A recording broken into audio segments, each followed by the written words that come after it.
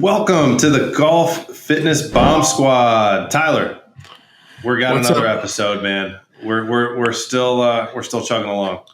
We're chugging right along. Excited to be back. Talk more golf. Talk about some distance today. Talk about bombs, man. I don't know. Nobody cares about hitting bombs. I don't know what you're talking about. No, nobody cares about distance. Nobody's marketing distance. There's no products out there to help you get more distance. I think we're the first ones to talk about it really on an open forum like this. I mean, really, the training aid world should really think about creating something that would help guys, hit it further. I think that would be, we should. I think we need our own the P4S, whip, something like that. I think we can come up with. Are you wearing an orange shirt? Maybe we call it the orange whip. Is that one that's out there yet? Or it is. Super, it would be really cool to be super speedy. Oh, the super speedy orange whip stack system. What do you think about that? We can stack them on top of each other. Yeah. And we can rip it. That's probably a stick. We can rip the stick. Yeah, no, that's great. Have we gotten them all? Yeah, I think this is pretty good. This is pretty good. Kind of, putting them all into a conversation. There's some cease and desist letters being written right as you speak, right? coming our way. But it's a huge topic, right? Speed is, and so obviously the episode is gaining 10 yards in 10 weeks, and that that catches a lot of people's attention because it is such a hot topic, right? Picking up speed in golf. Yeah, I mean, I would say 98% of the golfers that I talk to every day and each week and each month, they all say, hey, more distance would be great, right? There's nobody that's ever said to me, hey man, no, I don't really want to hit any further, right? I'm pretty good at where I'm at. So I don't need another. If you give me another 5 yards, I'm gonna be really pissed. I'll be upset. So I think definitely it's something that gets talked about a lot. There's always the pride, right, of when you guys walk up to your balls, it's like, oh, look who's a little further up here. It's fun to be that guy, right? Could you put a gas station or a Walmart between our balls? There's a new Sam's Club they're putting in Raleigh here between our two golf balls. So distance has always been part of the game. There's lots of ways that it can impact what you do, and I think one of the things that you see a lot with marketing of products and things like that is these claims, right? 10 yards in 10 weeks. That's what we talk about. But then you see things 28 yards in 28 days, right? And different stuff like that. And so, my favorites, somebody actually totaled all of the guarantees of yardage for new drivers that came out. I forget which company. And it was like, if golfers had actually gained those yards with every new driver, the total, I think it was maybe the last 10 or 20 years, like the total gain, like the average amateur would be hitting the ball 500 yards right now. Oh, that's awesome. Well, I probably have fallen into the trap of buying a few of those drivers over the time. But yeah, I think that, when it comes to speed training, one of the big things that I hear from probably 5 or 6 guys a week, Chris, is, man, hey, I was working with this product or I was working with that product. I was trying to speed train and now I'm hurt, right? My wrist hurts or my back hurts or my shoulder hurts. And that's when we start getting into that conversation of, well, hey, where's your rotational mobility at, right? Because I know for us, if somebody's going to train for speed, they've got to be able to rotate first, right? And if there isn't the ability to rotate, well, then we are like turning that ticking time bomb. We are turning up the tick, right? It's going faster and faster. The wick is getting shorter. Yes, exactly. So, what kind of would you have to say about that in terms of, the explosion of speed training out there right now in the golf world, and then really kind of what does a golfer need to do to be prepared to do that and actually see results, right, without getting hurt? Yeah, I mean, as the speed training industry has exploded, so have golfers, unfortunately. We did a study where it wasn't a formal study. It was a subject called subjective objective, where basically talked to over 80, and it was like 83 or 84 guys who had been hurt doing speed training. And basically got them on Zoom calls, we just simply took them through the mobility assessment, because I was curious to see if we just stayed that like superficial, that simple of a test, what would churn out, right? And every single one of those 83 or 4 golfers failed at least one of the 4 rotary centers, right? Now, just to be clear, because this is one of the big things that I get on my soapbox about with a lot of the products out there, that is not like a randomized clinical study. That's just like me like talking to 83 people and saying, hey, And basically what we can derive from that is, hey, there's probably a relative level of correlation. And I think the key for people to understand is correlation, meaning, hey, those people did speed training, they got hurt, and they failed the mobility tests. Doesn't mean that failing a mobility test causes pain if you're going for speed, right? So that there's all of the speed marketing out there, I've never seen any causational data, like ever, right? And a case study of one person gaining 20 miles an hour, like that does not prove you can't apply that to the general population. That is the lowest level of research, like basically in the research world, it's horse crap. Like nobody's going to like pay attention to that. So, but what this basically highlighted for me was, hey, there seems to be a relationship here. And so then what we did, which, I'm proud of it, not going to lie, is that we actually went the next step. We said, hey, let's actually look at this in a scientific fashion. Let's look at a sample size of thousands and let's see what are the markers or risk factors for people as they're trying to gain speed. And basically what has come out of, our database is 7,000, 10,000, I don't know, some are pretty close to 10,000 at this point. And looking at, not only just one time, testing data, but also change data. So as somebody, we test them initially and then implement a program and then retest and, hey, did it work? Did it not work? What worked? Right. And you're starting to be able to, basically identify a couple different profiles that golfers have. And, we dive into, the actual specific profiles in another episode, but it's basically there's three types, right? There's a more RPMs under the hood. That's somebody who's got great mobility, super strong and powerful and just sucks at golf. So maybe they physically could swing 120 miles an hour, but they're only swinging 95, right? Yeah. Then you have your balanced golfer who has the ability to rotate, but maybe, and their strength and their strength numbers are like kind of within, 10 to 15% points of their speed, right? So they're swinging kind of where they're supposed to be.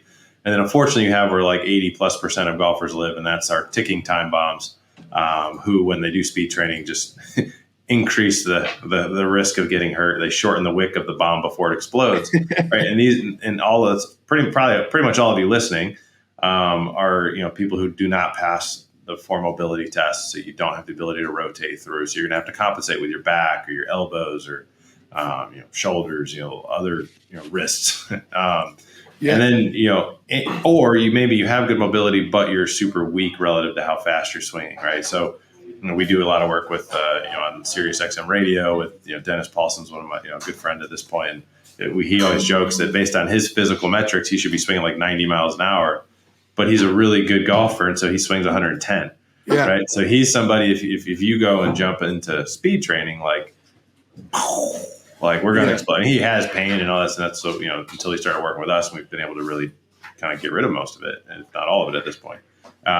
So I think when we look at speed training, if you fail, and then we'll make sure we put in the assessment in this episode in the show notes so that you guys can actually see, should I be doing speed training or not? Yeah. But the key for most people is not to go grab speed training devices, because there's other stuff that needs to be addressed, at this moment. And so I should be very clear for most of you listening, you more than likely, it is not in your best interest to go purchase a speed training device yet.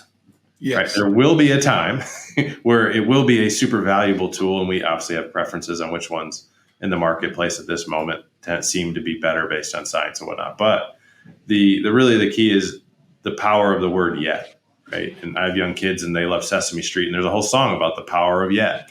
Well, I won't bore you with that and making you listen to it. Okay. But, I think when it comes to speed training, it's a very relevant discussion of, for most of you, you need to hang up any speed training device that you have for the time being, get your body to the place where that can actually be beneficial safely, and then look at implementing it throughout the year and, and kind of moving forward as you're assessing, reassessing, and progressing.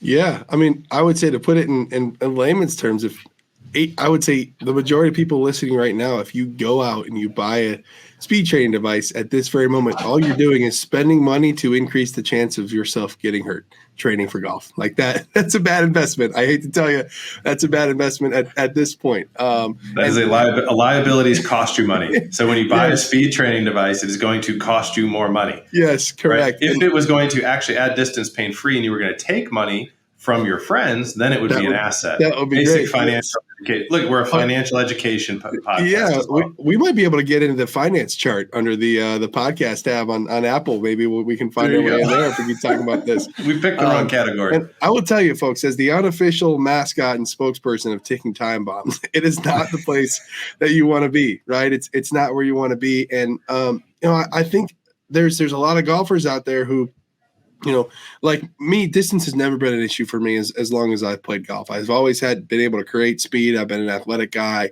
I can do that. There's a lot of guys out there, Chris, who that's not the case, right? They've always been a shorter hitter. They've kind of been average, and that's something that they're kind of chasing. Maybe they're tired of being the first guy to hit, from the fairway. And so when we talk, we say, hey, we can get you 10 yards in 10 weeks. I think you just talked about maybe the negative aspects and kind of the dark side of speed training, but now let's get into like the good things and the ways that we can help people to get the force. Yeah, exactly. The force for good. And so I think, when I think of speed, there's two things that come to mind for me. Obviously, number one, rotation, right? We got to be able to rotate to create speed. I think the second piece of that is also strength, right? The stronger you are, probably the further you can hit the ball and the more speed you can create, right? Force equals mass times acceleration. Yeah. So let's maybe dive into like the relationship between the rotational ability that people have and then also the strength, and maybe is one of those more important, Chris, than the other? Or are they pretty equal on the scale? And if somebody's going to start training for speed, where is the best place to start? Yeah, I think the basic mental framework that I think is really applicable and easy to understand for everyone listening, and this is basically, in a nutshell, I'm giving you the secret of P4S golf and how we operate. Stop what you're doing. Stop what you're doing here. Here's the secret paper sauce. Out. Secret sauce right here. Secret sauce is pizza. Okay, so think of a pizza. And you think of it cut it into 4 pieces, so 4 quarters to the pizza pie. I love that. Makes you feel like you're eating a bigger slice. You get more of the pizza. I love it. Yeah. We're off to a good start here, Chris. Here we go. And so you put as many toppings as you want on it, right? But in one quarter of the pizza, that is the equipment quarter, right? So if you want to gain speed, having the optimized equipment that can help you swing the club faster. You also have a technical quadrant, so having good kinematics and sequencing, and basically technique being as optimized as possible. That is another way that you can add speed. And that half of the pizza, most of you listening right now, particularly if you're a single-digit handicap, that's where you have focused most of your attention. That's where a lot of you are creating your speed from. That's where I use DP Dennis. In terms of he played professionally. That's where he's able to create 110 miles an hour club head speed up there, even though physically he's, the other half is the physical side, and that side of his pie ain't so good. Not so good. So it's getting better, right? So the third quadrant or quarter is your mobility. So your ability to rotate in those 4 rotary centers that we've talked about. The fourth quadrant, that's like the fun, sexy quadrant. That's the power and the strength and how explosive are you, right? So I think when we look at a golfer who comes in and they say, hey, I want to gain some speed. The first question we need to do is we need to assess and evaluate all 4 quadrants. We need to say, hey, and most guys, hey, I got fit last month. I just got to do, okay, I'm not too worried about that, at least at this moment, right? Instruction, oh yeah, I take lessons. I've done it. Like I'm a single digit. Yeah. Okay, not too worried about there. Now there are issues there, likely, where you're compensating for quadrant 3 and 4 not being ideal. But at that moment, I'm kind of focused on this bottom half, and this is where I want everyone listening to stop and think about this bottom half. Because if you can't pass the 4 mobility, 4 mobility centers, that's easy. You should be able to fix that in 6 to 8 weeks. Like no questions asked at most. A lot of times even quicker. But I think the cool thing with the science and the data that we've looked at in this other quadrant of speed and strength is there are 3. Well, it's 4, 5, 6. Like I said, there'd be 3 power metrics that we really look at and care about. Number 1 is your ability, what's called a counter movement jump. So your ability, think of like a vertical jump. If you look at the like the NFL Combine, right, where they stand in one place, they bend down, they jump up, and they try to knock as many of those little tickers away to see how high they can jump, right? So I know when we did it here, we had to raise the ceiling for you, Tyler, right? The 30-foot ceiling wasn't high enough. I was told that fourth percentile is good. Is that right? The fourth percentile people from unfortunately percentiles don't work like golf. Lower score while better in golf, not good in percentiles. That's where I got confused. I'll have to retest, I think, and see if I can slide a piece of paper under my feet this time. But the reason that test is important is that actually that assesses vertical peak power, so the ability for you to push vertically through your legs, which, if we look on our force plates, is the most direct, basically connection to club head speed. So I think the cool thing is, when I talked earlier about correlation and talking to those guys who got hurt doing speed training, there's causational. So statistically, we know that if you can increase your vertical peak power, your club head speed goes up. So there's a direct relation. You improve one, the other goes up, right? It's not like, hey, usually it'll go up, or usually if you have higher, vertical, that speed is higher. If it's high, speed's going to be high, right? So we know that's why we pick that test, is because we know there's a causational relationship, and that is one of only 2 tests that have causational relationships to club head speed. So there's really literally only, if you guys have done other assessments in the physical world, like literally there are 7 tests that matter, right? Your 4 mobility centers, your 2 power centers, which one is vertical leap, the other is the seated chest pass, your upper body push power. So you sit in a chair and you throw a medicine ball as far as you can. You just like a chest pass in basketball. That also has causational connection to club head speed. And then 7 is what's your club head speed, because we got to know what that is, right? And so when we're looking at gaining 10 yards in 10 weeks, what we're going to look at is, hey, how's your mobility? How are your power tests? And we have, with all our database, we can see what, Tyler mentioned he was in the 4th percentile. Which means that of 100 guys in his age group, he produces less vertical force than 96% of them. We don't semantics, Chris. We don't even really get into so it's just numbers. Let me just clarify. There's 100 guys in the room, 96 will jump higher than Tyler, right? But there's also mass. So Tyler, this works in your favor, right? So I was off the charts for mass, folks. I can tell you that. Off the charts. Right? Couldn't handle the amount of mass. Force is mass times acceleration. So there's not a lot of acceleration, but there's a good amount of mass. So if we think about it, if Tyler jumps 10 inches and a 10-year-old jumps 10 inches who weighs 40 pounds, right? Tyler had to move more weight that same amount of distance, so he has to produce more force, right?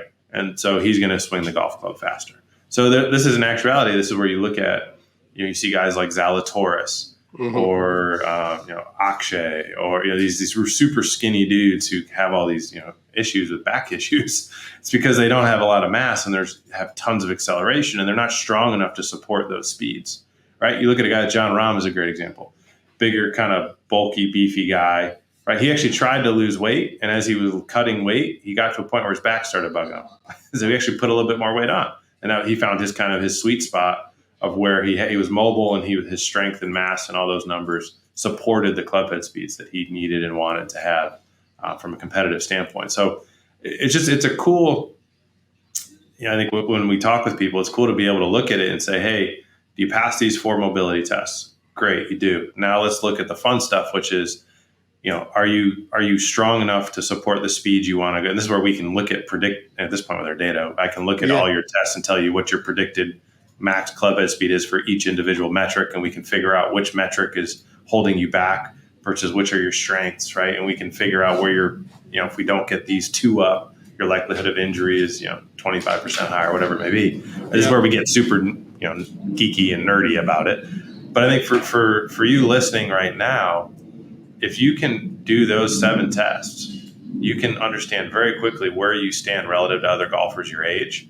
And as you look at, hey, I'm going to be, the next decade or the next 2 decades, where do I want to be and where do I need to work on? This is where it becomes very focused, laser focus on the 5 things you need to work on. We don't need to be in the gym, 10 hours a week to achieve longevity in this game.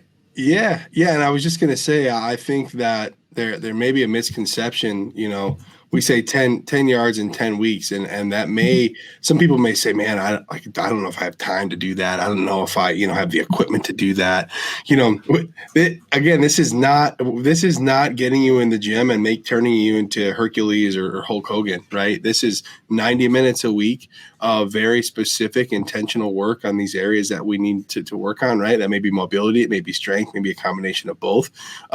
But if you can find a half hour when you wake up or a half hour before you go to bed 3 days a week, then we can help you. We can get you to that 10 miles an hour. And so I think for me, that's always been a barrier, for, probably working out or going to the gym is just the intimidation factor. Hey, I don't even really know what I'm supposed to do here, right? There's all these machines. There's these guys who are lifting heavy weights. And so I think the really cool thing about what we do and some of the program that we have is it's fit for anyone. Right, whether you're a 28-year-old guy who's trying to make it on the mini tours or the Corn Ferry tour, or you're a 70-year-old who says, hey, I just want to keep playing the money game on Sundays with the boys.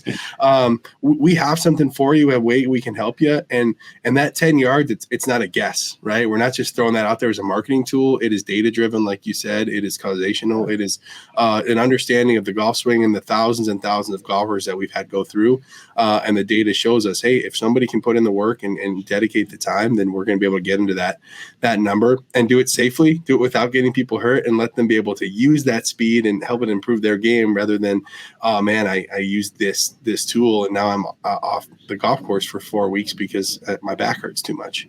Yeah. And I mean, I know you feel the same way, Tyler, that I don't want to say I don't care if you, I kind of in a way don't care if you work with us. I just want everybody listening here to work with someone. Yeah. Take some action, even if you do it yourself. That's what we'll put the home assessment here so you guys can do it yourself if you want. But I can't stress enough the data that we are seeing, decade over decade. As you age, it becomes more and more critical to do something physically, and not just something, to do the right stuff physically.